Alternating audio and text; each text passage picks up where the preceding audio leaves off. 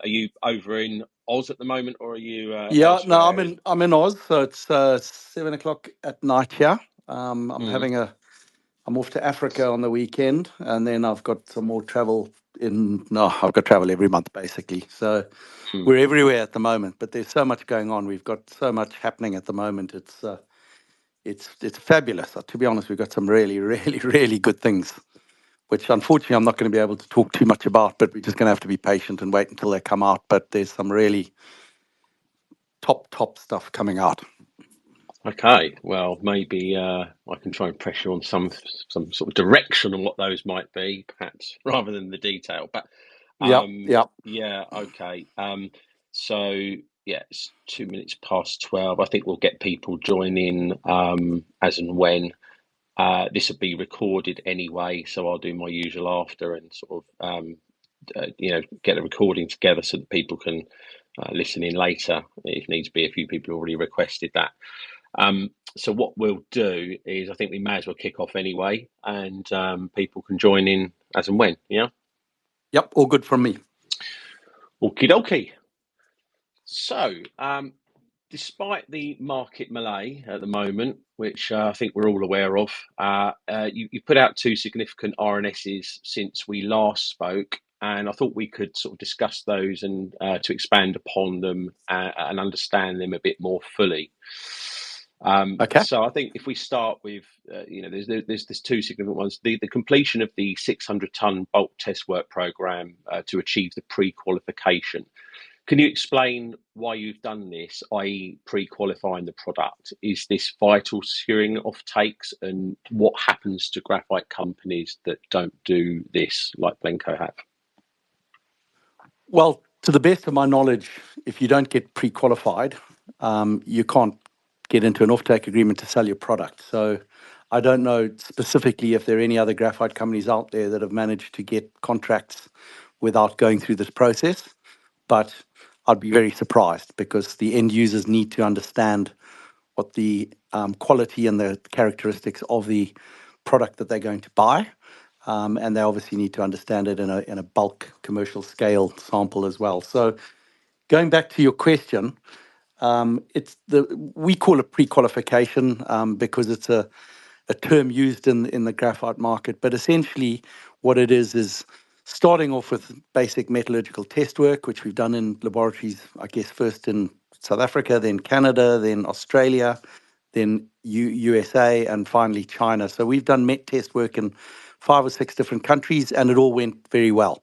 And that's taking our product up to a concentrate, 96%, and ultimately taking up to 99.95 SPG that goes into the battery. So we've done all that work, and it was good, but the OEMs basically said, and this is going back nearly 2 years now, we need to see bulk samples. So you're either going to build a pilot plant at Orem Cross, or you need to take advantage of some of the pilot plants that exist in China and get some bulk samples to them so that they can provide evidence that our product does exactly the same and delivers the same high quality end product from a bulk sample. So you can appreciate they're trying to understand whether, what you do with a couple of kgs in a lab can get replicated right the way through to first 100 tons is what we did last year, and then 600 tons was what we did this year.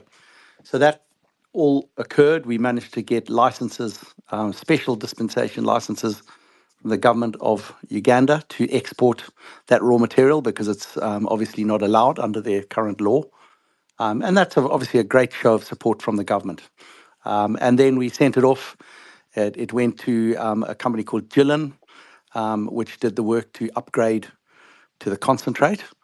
And then beyond that, and I'm talking specifically about the 600 ton now, it went on to a company called Tida Graphite. And Tida is probably one of the 2 or 3 biggest SPG producers in the world. They've got a fabulous operation in Shandong province and very, very experienced and capable SPG producers. And they've done the work. They've taken our approximately 15 to 20 tons of concentrate, that is small flake concentrate, and they upgraded it to SPG.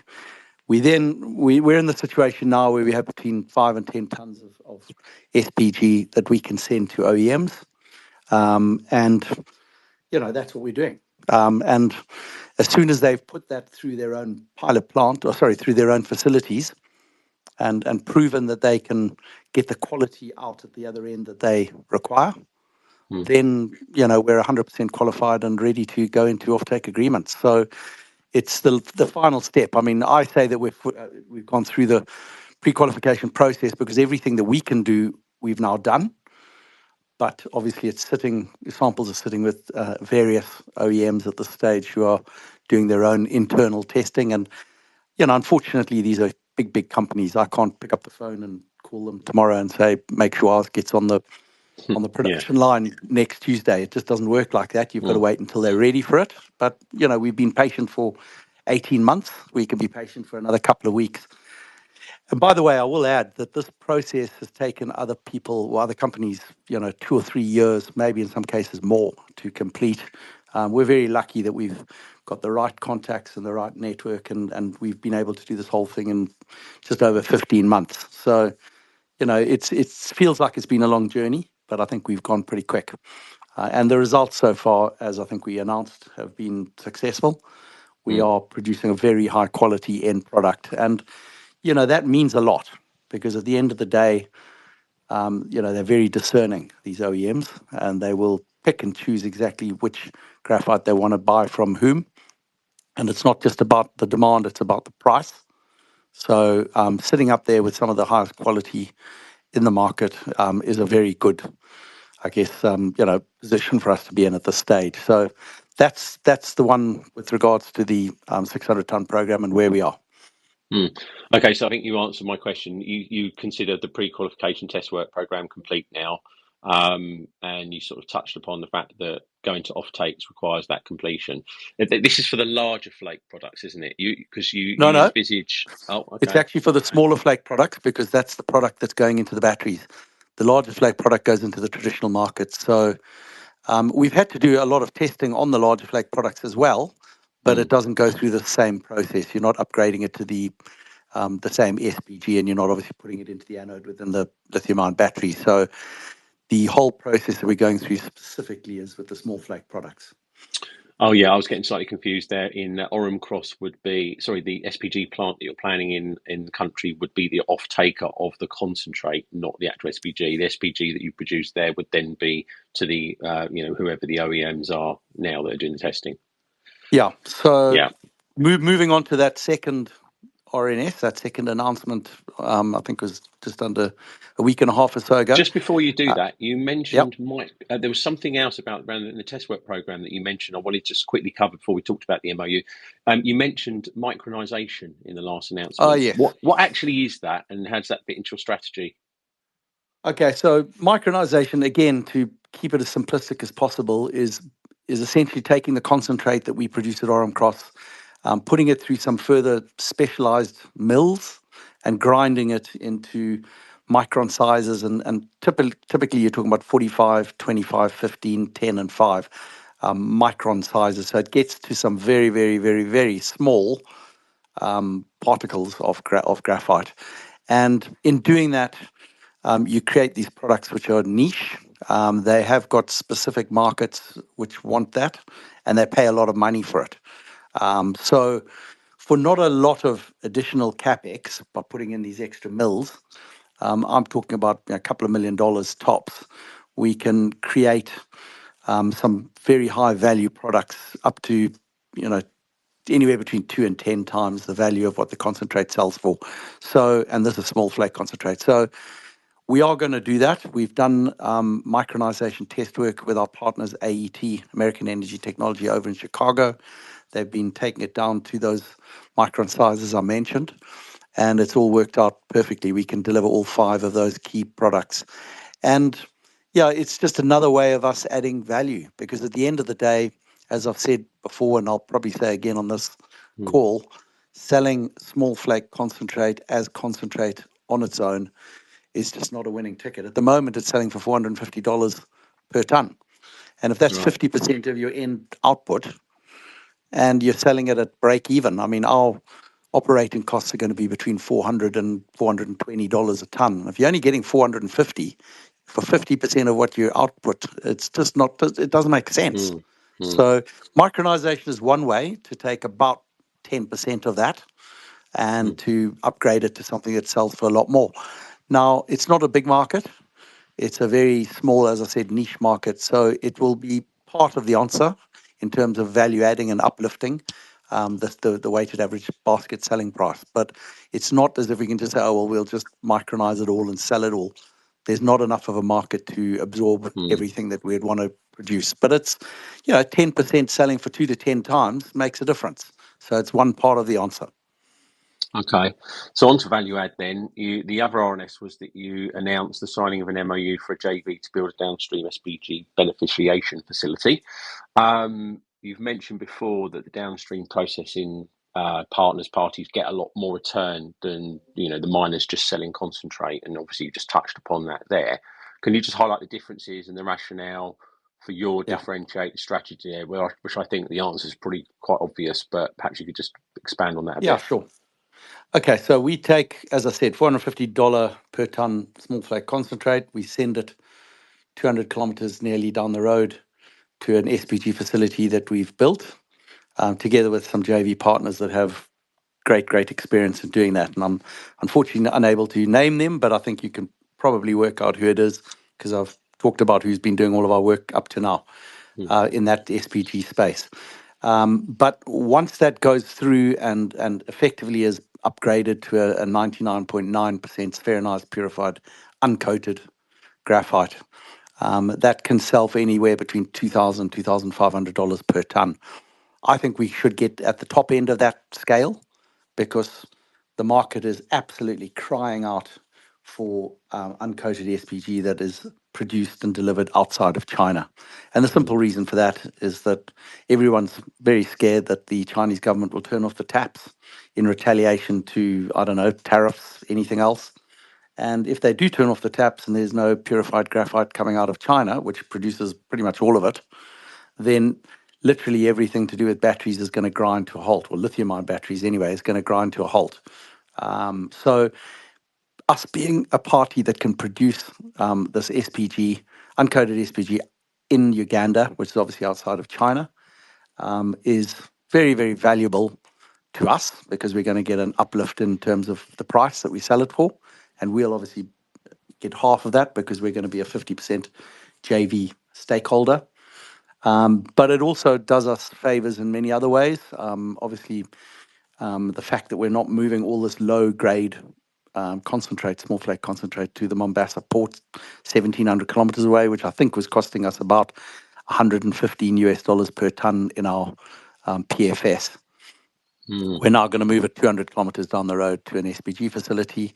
That facility is going to be taking Orum Cross product for life. So we've got an off-taker for life because there's no way in the world they're ever going to find the means or the commercial rationale to bring in concentrate from somewhere else. I mean, you wouldn't mine it in Tanzania or Mozambique and move it all the way up to Mombasa port, then bring it 1,700 kilometers inland and then upgrade it and then move it 1,700 kilometers back to the port. It just doesn't make sense. So we've got an off-take partner for life. We're obviously a part owner of that. So there's benefits to how we grow both Orum Cross and this SPG facility together in terms of the stages that we're going to grow our project going forward. And there's a huge demand for that. Once you get up to that level of quality, well, that is exactly what the OEMs are testing right now from our bulk sample test program. But we're going to be producing it from this SPG facility, and we're going to be selling it into the market at very high prices and taking advantage of the approximately $70 to $80 per ton savings on operating costs on logistics, that we're not moving that product all the way to Mombasa port, and all the upside in terms of what this uplift in sale value gets for us. Yes, you lose a little bit of product on the way. I think you end up with about 75% of it, but the other 25% of it does have some value. So you can sell it and you can cover costs, etc. with that. So it makes a lot of sense. I think from a strategic perspective, people like the DFC, Development Finance Corporation, they're very keen to see us do this because it's all about breaking that critical mineral supply chain gridlock or bottleneck. And the Ugandan government certainly will be very happy that we're further beneficiating in country. So it's a great move. It's completely differentiating from our peers. And I don't think many of them can replicate it, to be very honest, because you need two things. Firstly, you need a partner that's got all the experience that wants to come and do it with you. And there are only 2 or 3 of them in the world, maybe a few more, but there's not that many that others can go and get into a JV with. And secondly, you need abundant, cheap power, energy. And we are very lucky to have abundant, cheap hydro power in Uganda, which makes it, very unique in that sense, because there are not many other African countries that have that. So we've got the basic requirements for it. Why does the Chinese partner want to come and work with us to do this? Because they export purified graphite. And in the same context, the world is going to be pretty nervous and pretty upset if it can't get product from China. The people in China, like this particular company that are exporting, have a big problem on their hands if they can't fulfill their international customer orders because their own government forbids them to do that, or turns off the tap, so to speak. So they are very keen to come and work with us, as motivated to do this as we are. And I think it's a perfect win-win-win type of situation where we're getting the benefit of their support and their help. They'll pay 50% of the capital cost to do this. And ultimately, they'll end up under management contract to manage and operate this facility, so we can end up getting the end quality and end product that we need in order to sell to the OEM. So, yeah, let me stop and let you ask the next question. Otherwise, I'll go on all night. Well, that was a really, I think you managed to answer about 50 of the questions I had in that 2 minute, whatever it was. Sorry about But that. yeah, I get a no, bit carried away, as you can tell. no, that's okay. That's okay. It's like it's the depth of knowledge and everything you're doing is obviously quite clear there. But yeah, so you touched on a number of things there. Obviously, you said you can't name the JV partner, but a few people could probably work out, given what you said in terms of the test work, what have you, that who it might be. I was going to ask. In terms of like the DFC and the government of Uganda, how do they both perceive the downstream processing facility in country? Like, obviously one of them being a US entity, and Uganda themselves is where you're planning to have it. Do you have many sort of like communicate? Well, obviously you have had communications with them, but like, what's their perception on this? And are they quite excited about it? And they see the opportunity of getting rid of that China dominance? Yeah, well, they're bankers at the end of the day, so they don't get too excited about anything. Right.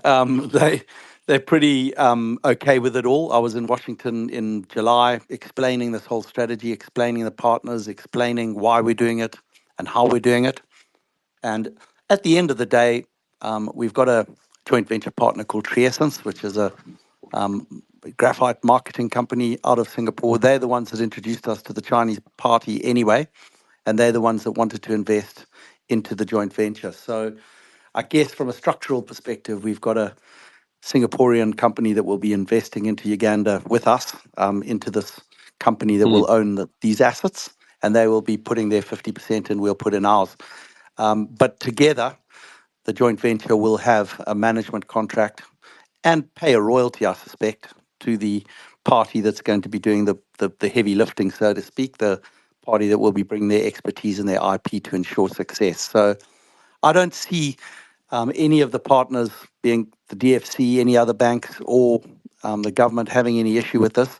There's only one way any companies can break this bottleneck of China controlling all of the purified graphite production in the world, and that is to do it ourselves. And the only way you can do it is to work with somebody that knows how to do it for a period of time and to learn from them. You don't just walk into a bookstore and buy a book on how to purify graphite and go and do it. It's a very No. skilled technique. And by the way, there's 2 ways in which it's done. Just to get off the topic a little bit, we'll go into a bit more detail. But Yeah. you can either do it in a traditional manner, which is acid leaching, which is not as environmentally friendly, and it does require bringing acids into the country. Or you can do it through a thermal process where you're basically taking the graphite concentrate up to about 3,000 degrees. Actually, they're doing it about 2,000 degrees centigrade at the moment. And you just, because graphite has such a high heat resistance, it remains and everything else just gets burned off. And that's the thermal process that we're planning to use in Uganda because it's going to be very environmentally friendly. And everything we're doing at Orem Cross and now at this SPG facility is trying to work towards a net zero, fully sustainable mining operation so that we can deliver the greenest graphite product in the world that will ultimately get us better prices and more demand as well. So, yeah, that's a little bit of detail, but I think it's No, important it's because good. at the end of the day, some people might be asking themselves where we're going to get all the acid from to do this. We're not going to do it with acid. We're going to do it with heat exchange. Okay. Yeah, so I was just thinking, I read recently that Syra Resources, they're looking at potentially doing an SPG facility in the US.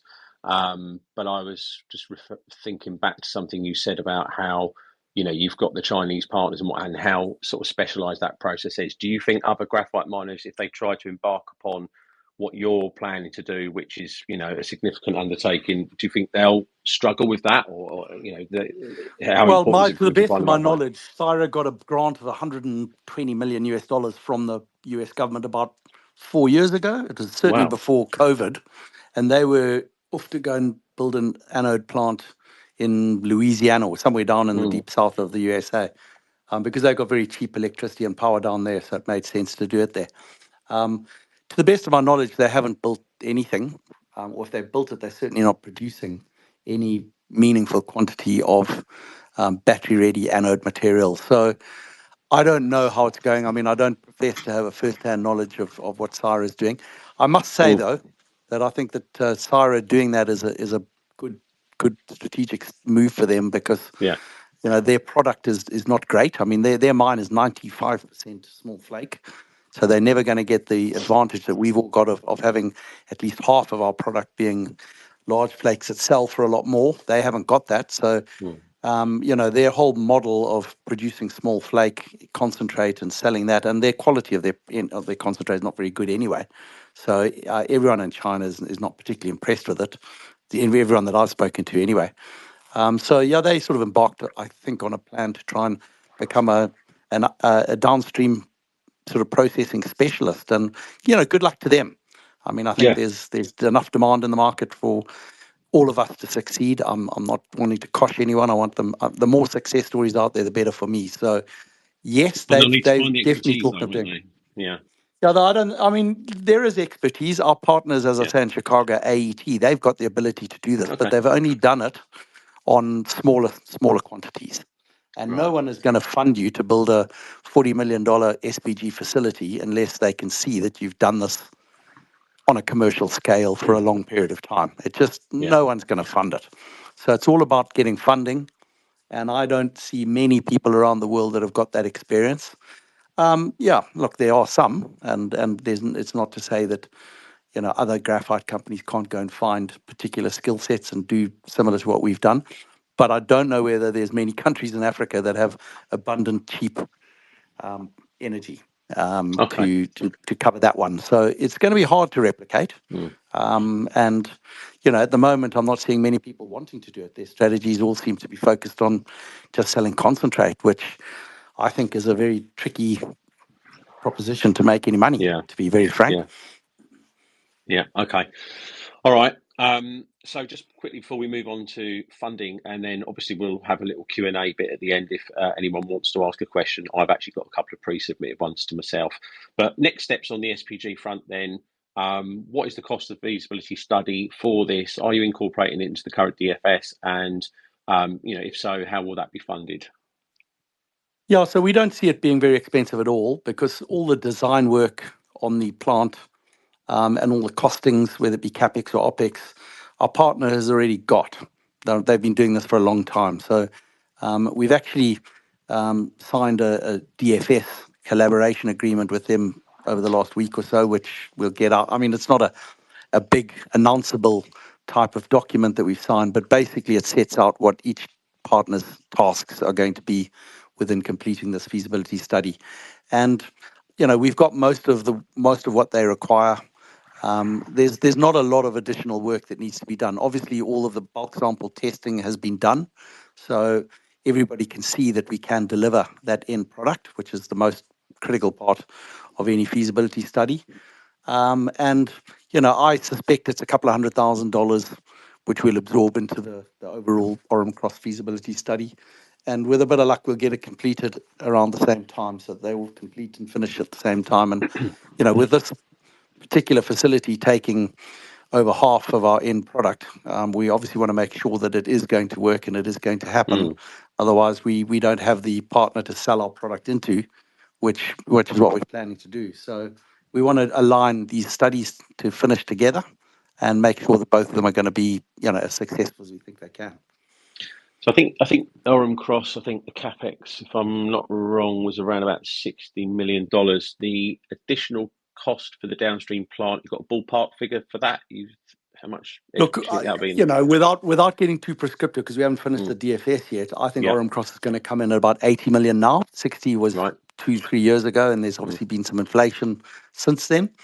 And a ballpark figure I would give for this SPG facility would be about 40, of which we have to deliver half of that, so 20 for us. So it takes us up to about 100 million. But what we have at the end of is an ability to completely differentiate, of course, from others. But most importantly, we can actually deliver end product that gets $2,500 a ton, and that's very valuable in a market where I'm not seeing anyone else getting the kind of numbers that they're putting out there on their DFSs. I don't see them getting that if they're just selling concentrate.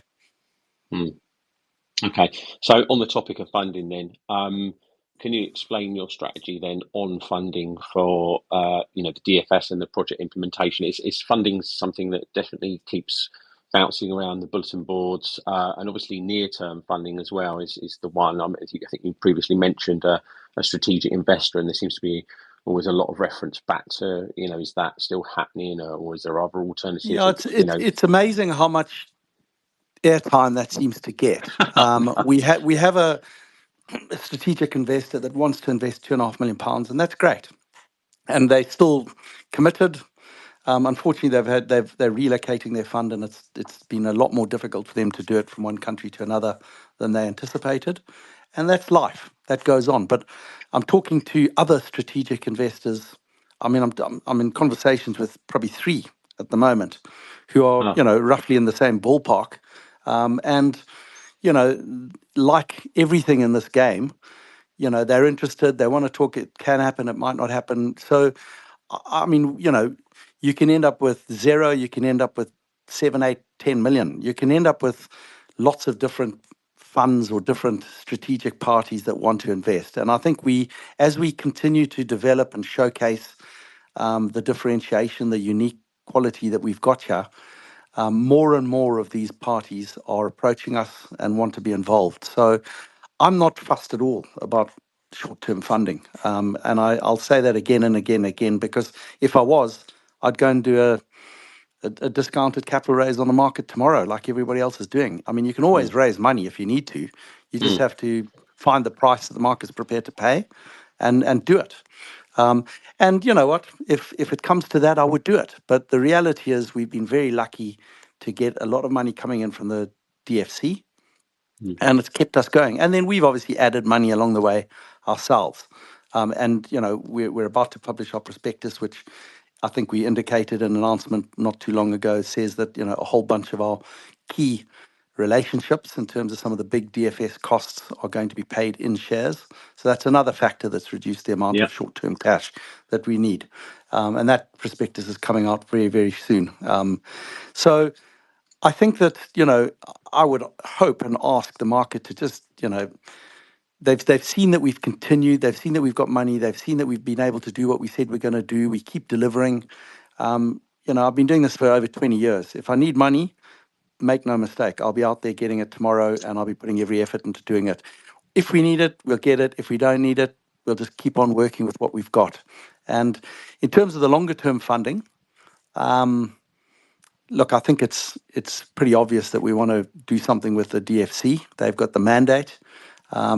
It's never a certainty because at the end of the day, we've got to complete a feasibility study, and they've got to obviously assess that. But if that feasibility study is successful, I'm hoping that we can wrap up at least 50% of the funding as debt from the DFC, and then Yep. I've got about four other parties that are all literally lining up that I'm talking to at the moment to do the rest, and we'll start getting out some announcements on that as it progresses. It's still in an early stage because we haven't got the feasibility study completed. It's still in a stage where we can't necessarily be talking about them, but there's a huge amount of interest, and that's not just for debt; it's for equity as well. And I'm confident that we will find the funding solution to bring, to get that $100 million in play to bring this into production going forward. So, yeah, long-term Would you say a funding lot? not an Yeah. issue. Would you say some of those parties that you were just talking about there have been more interested in chatting about the funding side since you've got your SPG sort of plans and partners on the table? Well, look, one of them is a bank, an African bank that we were doing business with before, that are very keen to come back into play. Yep. So we will continue to work with them, and I like the fact that we have some African involvement. And then there's a European bank, which is great, and then there's a Korean bank, which is great. Now, we obviously need to pick up a Korean OEM partner or some sort of Korean partnership or association into this project, and then they will come into play very quickly because that's what they do. They back their own OEMs and go and fund the projects that they get involved with. So there's a lot of interest. I mean, it's something that has to be worked through step by step. At the end of the day, these banks don't move very quickly, but I'll come to that next year. I mean, I'm just doing Yeah. preliminary work with them at the moment. The one we've just got to make sure that we do is just keep feeding the DFS so that we can just keep doing the work and just get the work done. Yeah. Okay. Great. Well, you talked about you've obviously been looking at value add-ons, and you've obviously looked at the SPG side of it. You've explained why, versus just a concentrate production. But in the last interview, you also mentioned that you were looking at some other exciting initiatives.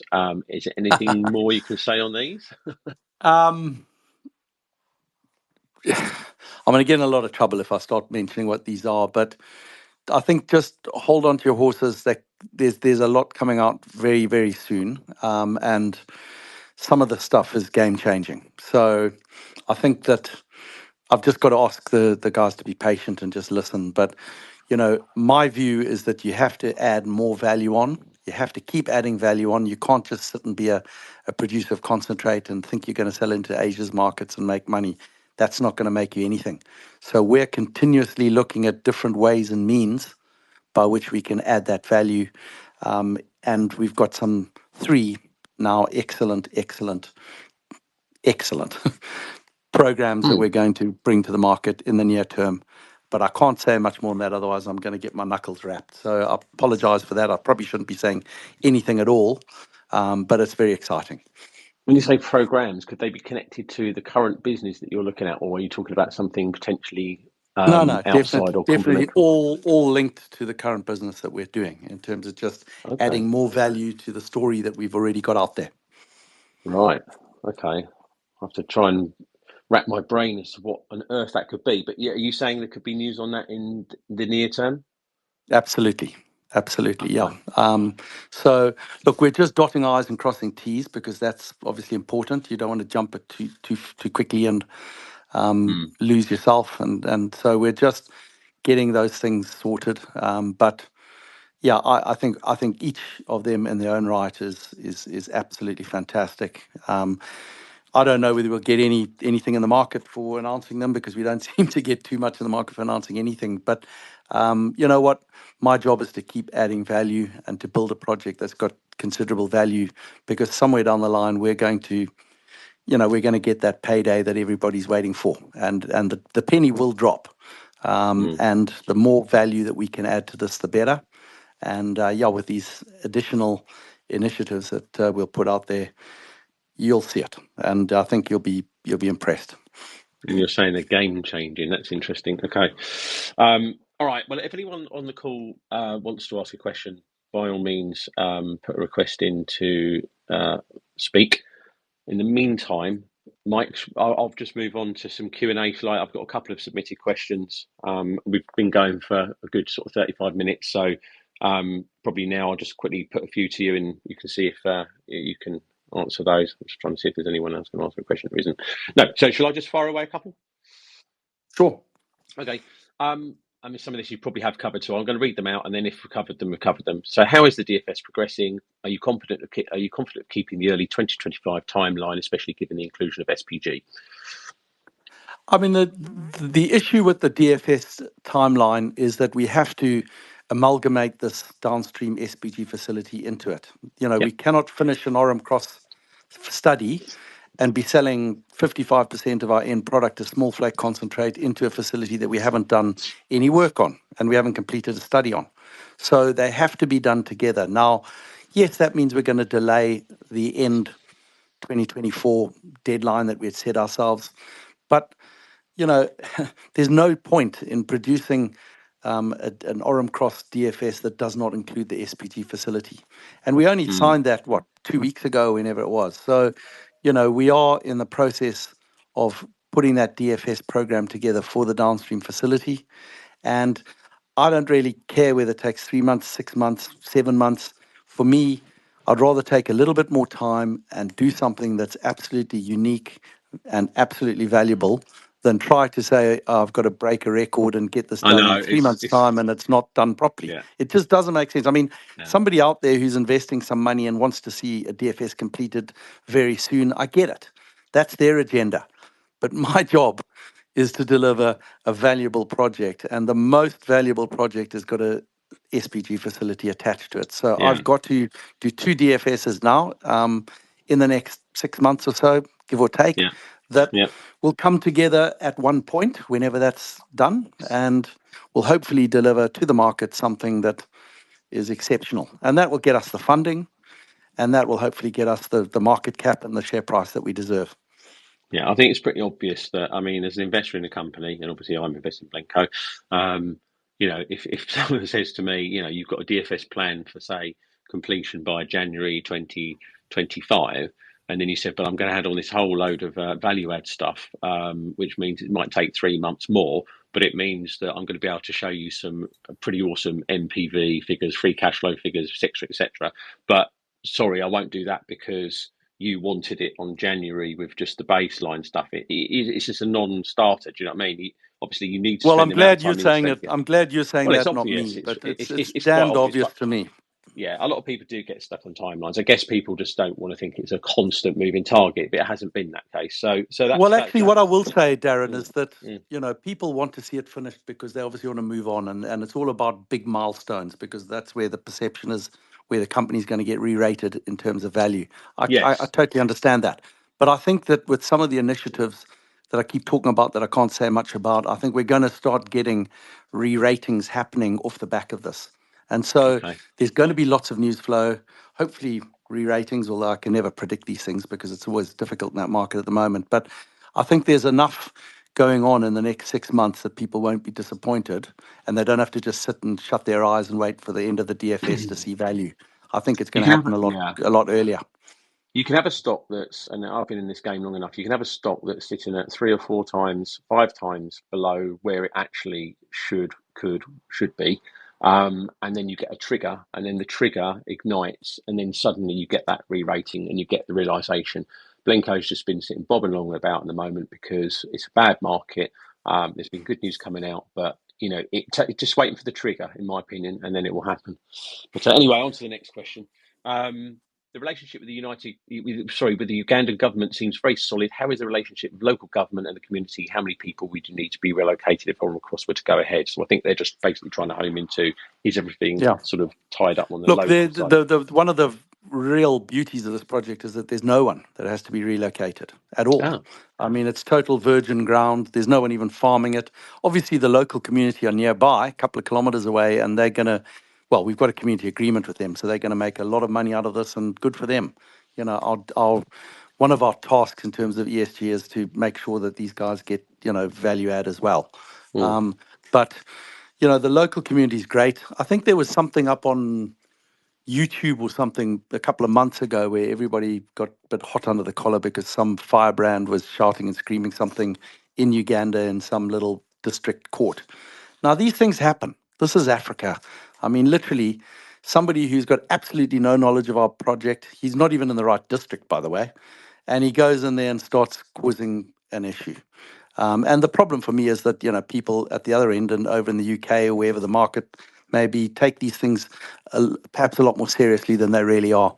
I mean, we squashed that within one day. And, you know, we've got some very, very high level contacts in the Ugandan government, and they just drove up there and just, you know, read the Riot Act and said, you know, you're completely out of order.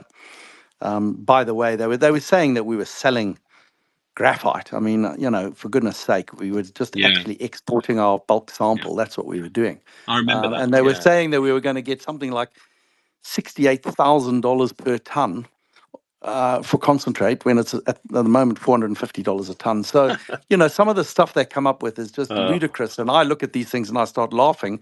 And then I suddenly realize that there are a lot of people that actually take it quite seriously. Well, So, so what happened there was I seem to remember this.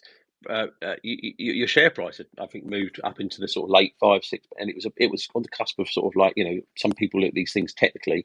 It was close to a breakout, and it was looking like, you know, and then this thing gets circulated, which is, as you say, meaningless, but, you know, panic yeah. selling, you know, and then suddenly it pushes you back. So these things do have an effect. But No, they do, I'm glad and you you know it's explained that. frightening the effect that they have because you work very, very, very hard over a long period of time to put good news out there, and then Mm, literally some idiot saying whatever you were saying can literally take you a few steps backwards in a heartbeat. But look, that was an absolute nothing. We've got everything to the letter of the law in the country. We've got the support of the government right up to the very top, and they can see that we're making good progress. And with this further beneficiation, downstream processing that we're talking about, there's added value that we're bringing to the country. There's added jobs, there's added everything, royalties for them. So you can appreciate that they are very happy at the mm. moment. They would like us to be in production yesterday because, you know, it's just the way of the world. Everybody wants to do that. I'm the poor guy that's got to try and make it happen. But it's literally, they don't necessarily understand the process and how long it takes to bring a mine into production. But they are very, very good partners, both at local level and senior government level. So I've got nothing but, you know, praise for them and what they're doing for us. Well, the speed at which you also got the export license for that 600 tons and etc. as well, just shows the relationship level there. It shows that Uganda are all over this basically, and I think they would Correct. love to be on the world stage, saying that they're going to be one of the first SPG plants out of China as well. Yeah, and they're going to be on the stage because some of these Mm. other things that we're doing are very certainly going to put them on the stage. So, So these are the you other know, game they are changing going to. things we were talking about. Yeah, they're going Okay. to definitely get to be on the stage, and you know it's good because you know one of the Yeah. things we said to them from day one is we wanted to help Uganda to advance its mining industry, and I think we will end up doing that if we bring this thing into production. It could, well, at the moment I don't know anyone else in Africa, probably in the world, that is basically mining something and then taking it to concentrate and then taking it to an SPG. So you know that in itself is Yeah. new, unique. Like a world first. And Yeah. yeah, we'll continue to add to that as we go forward. Okay. Right. That's my questions done. There's Paul. I think he's been on before. I recognise the name. Paul, fire away. Hi there. Thanks, mate, for the job you're doing. Fantastic job so far. Big thank you as well, also for not obliterating us into oblivion with, diluting us with lots of cheap shares. That's really appreciated, certainly by myself and I'm sure a lot of others. So from my side of things, if the funding takes a little bit longer to get, then it's definitely worthwhile to avoid that. It was cutting in and out to start with, and I missed a little bit, so apologies if you've covered these. But first question from me is, in July 2022, as part of the PFS, you had a net present value post-tax of 482 million. Is it likely that this will be updated anytime soon? Well, it will be updated. The whole NPV and all the other key stats will be updated when we complete the DFS, the definitive feasibility study. And I can't tell you what that number is going to be because I don't know what it's going to be. At this stage, it's a product of all the work that we're doing, all the costings, getting the off-takers to obviously give us indications of what prices we can sell different products at. And then we feed it all into a model and it spits out an NPV and an IRR at the end of the day. My job is to make sure that number is as high as possible. So, I'm going to be working non-stop between now and that date of completion to make sure that everything value adding that we can add to this project gets added.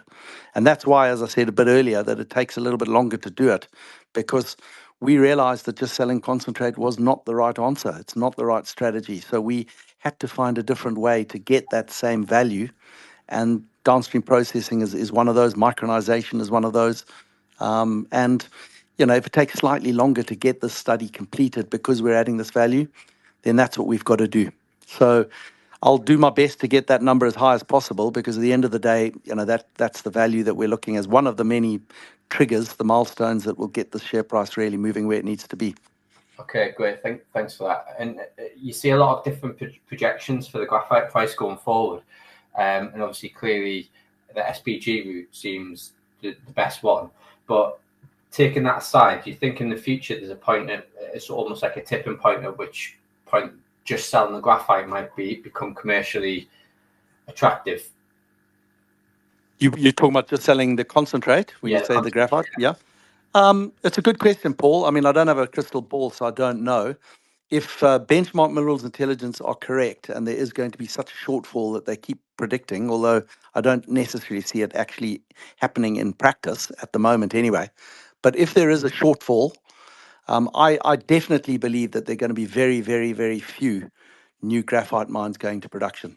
It's a product of, you've got to have low operating costs, low capital costs, and high purity of end product. And not many graphite projects have all three of those. If you're missing one of those, it's a big problem. So if there's a shortage of projects going into production ahead, and the graphite demand for natural flake graphite concentrate and ultimately end products as purified graphite continues to grow, then we could see the graphite prices rising. I mean, 2 years ago, we were sitting in a very, very poor lithium market. And then, literally within a month, the prices have gone through the roof. I'm not sitting here saying that I believe that's going to happen in graphite, but it could happen. And it doesn't necessarily have to happen in the same 10 times or 12 times multiples that happened in terms of the lithium price. It just has to go up by 2 times or 3 times. And it makes a huge difference in our space.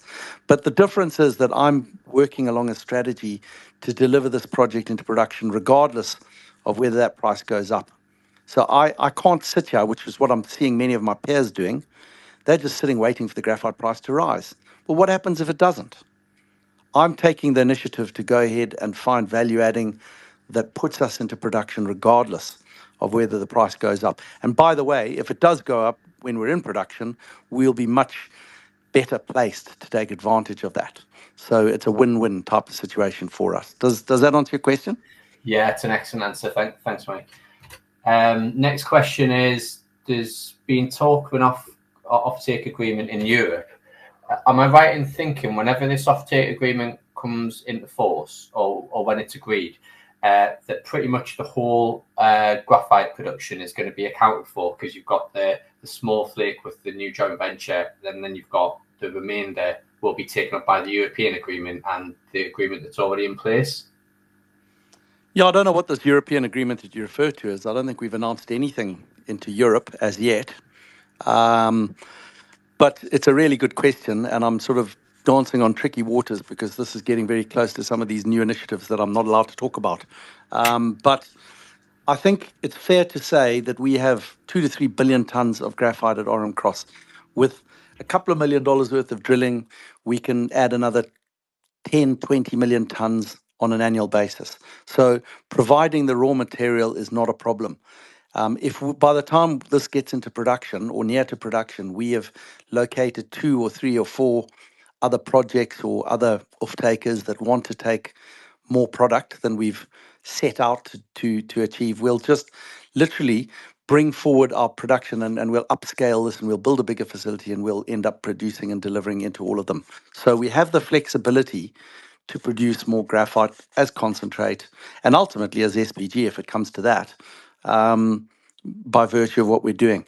So yeah, I don't know if that's quite answering your question, because it's a product of offtake agreements, and obviously we're working very hard on those. We've been limited about what we can do on offtake until we completed this pre-qualification bulk sample test program. But now that that's done, I think you're going to see that there's quite a lot of activity in this space going forward.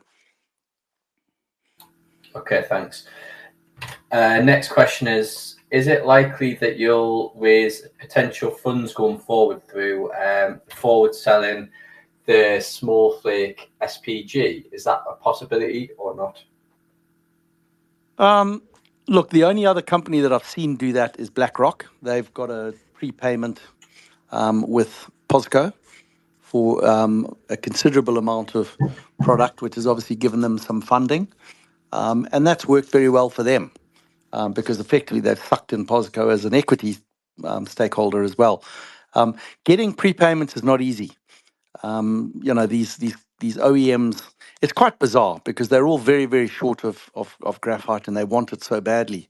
And yet we're sitting on the product, and obviously most graphite companies are struggling to get funding. And you'd think that they would come and say, okay, let's get involved, whatever level, whether it's prepayments, shareholding, whatever way possible, to open up the floodgates and deliver them the graphite that they want. You would think that logically, but they're very archaic, and they're very slow, and they're very ponderous in the way they move. So I think prepayment is possible. I think it's not necessarily likely in terms of the strategy that we're looking at. I want to find ways to get funded that can get us money a lot quicker than that. Otherwise, we'll be sitting. I think it's taken BlackRock over 3 years to get that POSCO prepayment done. They've just announced it, I think, yesterday or the day before, that it's finally in place. But it's taken them 3 years. I don't want to be waiting 3 years to try and put a prepayment agreement in place. Maybe we can do another prepayment with somebody else a lot quicker, but I don't have any of that in place yet. So we're looking at all options to get funded, but we're very lucky that we've got a cornerstone partner in the DFC that's basically giving us the credibility of their association, but also giving us a likelihood of a significant part of that funding solution. Okay, great. And a couple of more questions from me. On the last one of these, you talked about potentially further drilling. I was wondering, I don't know if that's one of the new initiatives, but can you update us on that at all? Well, it's definitely not a new initiative because it's something we've talked about doing lots and lots and lots. Yeah, I guess at the end of the day, we're going to have to make a decision sooner rather than later and decide, do we want to bring in more drilling now, or can we just delay the drilling and do it after we've completed the feasibility study?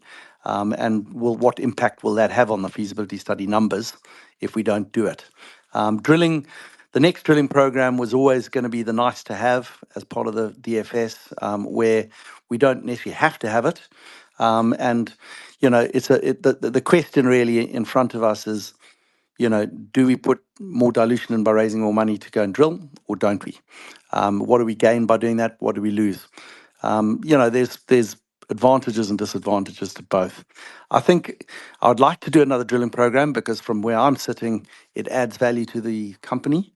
And so, we'll just see in terms of some of the short-term funding that's, we're looking at. So some of these people we're talking to, we'll just see whether that becomes more feasible or whether we just decide to delay it. I haven't got the answer to that yet, sorry. Okay, thanks. And the last question is, can you talk to us a little bit about the timeline from here up until when Oven Cross is going to first start, I suppose, commercially operating as a mine, and sort of like what's going to happen in between?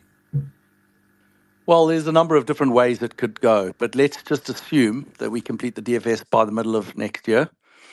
Then we have to hand over that feasibility study document to all the banks and the other funding parties that are going to be part of our solution.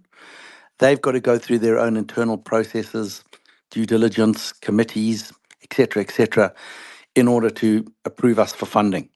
Now, with the best intentions in the world, that is not a quick process. As I said, BlackRock have taken 5 years to get their funding in place. So I'm not saying it's going to take us 5 years. I'm doing a lot of work now to try and get ahead of the curve on that. But it's going to take us, I don't know, minimum, I was going to say 6 to 12 months, but I don't want to be unrealistic. It's probably more like 12 months to get a full funding solution for that, give or take 100 million that we were talking about earlier. But once that's in place, we can start building, and then we can start obviously producing. And what we have got in mind, which we've talked about, I think, and certainly put on presentations that are out there, is that if our market cap is in the right place, if our ability to raise money post DFS is in the right place, I would very much like to build a phase one, much smaller plant, which we basically get into production very quickly. And we can just produce some graphite. It's not about making the money, it's about getting the management team, getting them experienced, mining, processing, moving, delivering graphite to the market. That would be a very nice to have if we can do it. But, it's going to cost money. And we're not going to get it as debt from anybody because the debt will take a year to get done. It's got to be equity. So it just depends what we look like, in six to 12 months' time, and whether we can go raise that money to do that, in which case we could get into production a lot earlier. But that's a slightly different path. And, again, I don't really mind which path we take. I just want to make sure that we get the best possible project up and running, because I don't think anybody else is going to get up and running. And if we get there and we have this ability to be producing graphite over the next couple of years, when the demand starts to exceed the supply, we're in a very, very strong position to take advantage of that opportunity. And that's my job. That's what I've got to do. Okay, thanks. I have actually got one more question, just a dead quick one. Would you consider a second listing? We have kept our eye open on that for sure. I guess, in our game, the market, the grass is always greener on the other side. So, I sit in Australia, so I always look at Aussie and I say, what about an ASX dual listing? The people that I talk to here are all talking to me about a dual listing in London because they are wanting to escape from their own issues here. I think you've just got to be very careful about that, because dual listings, for a start, you've got to have reasons why you want to do it, and you've got to be very clear what those reasons are. If you're trying to raise some more money and you can raise it on a different exchange and you can't raise it on your own, that may be a good reason to do a dual listing. With the associations that we're building in the US, there's the potential for doing something over there. But I think we all know that unless you've got a pretty high market cap in the States, you just literally fall under the radar. So it could become a very illiquid, nothing company. So we are looking at it. We're always thinking about it. But to be honest, we've got other things that are way ahead in the terms of priority for our time and attention. All right, that's all for me. Thanks very much. Okay. Okay. Good questions as ever, Paul. Thanks for that. And that's us an hour in. We always intend it to be less than that, but there's always so much to discuss. But thanks very much. Probably my fault, Darren. I'm the one who keeps banging on for too long. But thank you very much for having me, and I really appreciate the questions. It's always good to have people, asking good questions, and it's nice to be able to have this as a forum to be able to sort of debunk some of the myths and try to clear up some of the the issues out there that may be sort of taking people on a bit of a tangent down a rabbit hole. So I hope we've managed to do that. But as always, thanks to everybody for taking an hour of their time. It's midday where you are, and obviously it's a working day. So I appreciate people taking the time out and listening to what we've got. And hopefully we'll do many more of these as we go forward. Yes. Yeah, absolutely. They're great. So, thanks very much for your time, Mike. I know it's late for you, and we'll look forward to some of these, some more news, especially on this new stuff that you're talking about. And hopefully, if one of those gets announced pretty, in the near term, we can actually have another one of these based off the back of that. But don't ever tell me it's late for me here, because this is when my working day starts. Because you guys are all getting going where you are. So